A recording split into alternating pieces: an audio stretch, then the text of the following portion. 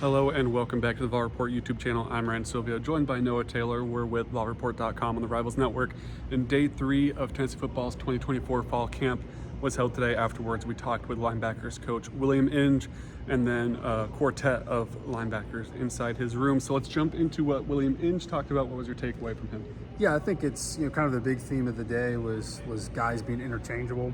I know when he got the job, right before spring practice, that was a big question mark, and his kind of introductory press conference when he spoke to us was, guys being able to play that Mike and Will linebacker position. I think you saw last year how important that would have been for Tennessee because you had the injuries early with Keenan Peely, obviously later with Arion Carter. I think having guys that could be able to play both would have been big. I think maybe they recognize that going in. Now you got a little more depth, obviously, this year going in. Guys are a lot healthier. He talked a little bit about that as well with Keenan Peely especially and Arion Carter. Those are kind of in the back of their mind now. The injury, it's kind of pushed to the back. They're not really thinking about it anymore.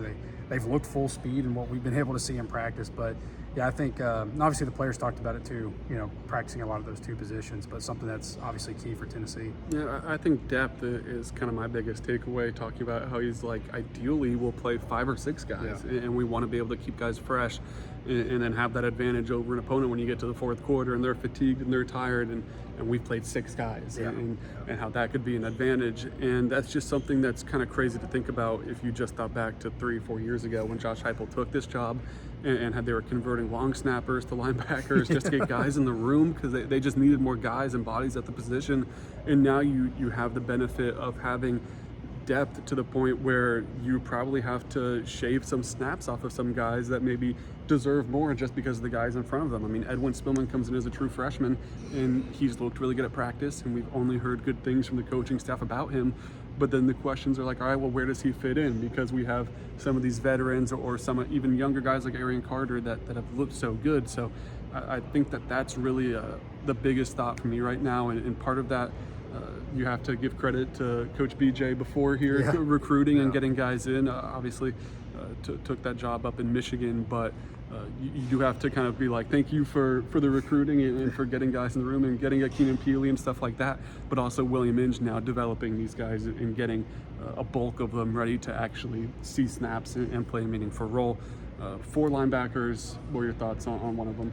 Yeah, I'll go back to Arion Carter again and talking about coming back from that injury and asked about a guy that was kind of hitting his stride last year because of the injury to Keenan Peely and the way that room was shuffled around. He was obviously seeing the field a lot as a freshman before his own injury late in the year, but he talked about that being a blessing really for him and how it's really benefited this year. A guy obviously that was limited to no contact in the spring, went through some drills, but obviously didn't go through a lot of the contact stuff, but said he was 240 when he arrived as a freshman, said it helped him look the part and helped with the physical part maybe, but understanding that now, especially in this league, you got to get sideline to sideline. He's slimmed down. I think he said he was 225 now or something. So I thought that was interesting. William Inge called him a cheetah, now in that room, and we've seen it in the limited stuff we get to see in practice. He's out there, moving really quickly. We posted a video of it the other day. People got a little snapshot of that. Obviously a long jump from where he was in the spring and what he was able to do then, but definitely a guy that now still I think has the physical attributes, but now can add that speed to it. And I thought one of the cooler parts was Al Wilson was here today at practice, and Arion Carter kind of lit up when someone asked him about interacting with Al Wilson, and he was talking about that 98 year, and he knows the kind of legacy that comes with the linebacker position here. A lot of the reason is because of Al Wilson. So that was a kind of cool thing to see. You talked about how William Inge called Arion Carter a cheetah. Well, he talked about Edwin Spillman, the freshman, and he was saying like that's a name you're going to know by the end of the year.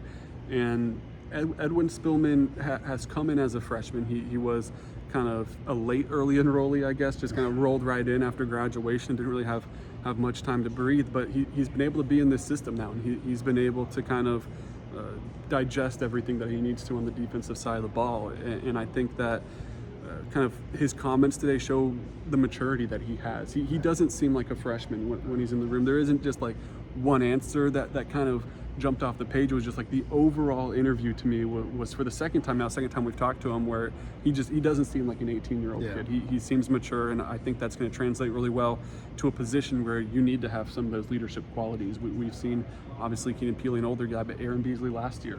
Caleb Perry stepped into some sort of leadership roles as well. So Edwin Spillman, all signs are kind of pointing towards him having a really nice career, and that's kind of cool to see for a freshman. That'll do it all from us here today, though. Tomorrow we will not be talking to coaches or players afterwards, but we will have practice availability, so stay here for practice highlights and photos and notes and everything you need over at VolReport.com as well. Links to everything needed in the description. Thank you for watching.